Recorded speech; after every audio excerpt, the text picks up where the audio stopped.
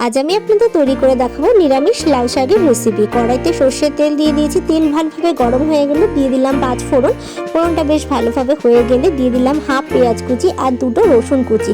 ভালোভাবে পেঁয়াজ আর রসুনটাকে নাড়াচাড়া করে ভাজা ভাজা করে নিতে হবে। তারপর কেটে ধুয়ে পরিষ্কার করে রাখা লাউ শাকগুলো দিয়ে ভালো করে নাড়াচাড়া করে মিশিয়ে দিতে হবে। তারপর ওপর থেকে দিয়ে দিতে হবে লবণ আর হলুদ দিয়ে নাড়াচাড়া না করেই ঢাকা দিয়ে শাকটাকে একটু মজার সময় দিতে হবে। তারপর ঢাকনা খুলে দেখুন শাকটা মজে গেছে। এবার বেশ ভালোভাবে নাড়াচাড়া করে মিলিয়ে দিতে হবে। তারপর আমি এর মধ্যে দিয়ে দিলাম বেটে রাখা সর্ষে, পোস্ত আর লঙ্কা।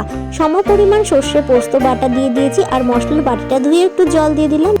বেশ ভালো করে নাড়াচাড়া করে মিশিয়ে দিতে হবে। বাইরে থেকে জল দেওয়ার কোনো প্রয়োজন নেই, শাকের জল থেকেই শাকটা রান্না হবে। সামান্য একটু চিনি দিয়ে দিলাম। ভালো করে নাড়াচাড়া করে মিশিয়ে নিলেই কিন্তু মাখা মাখা লাউ শাকের রেসিপি একদমই তৈরি। টাটা।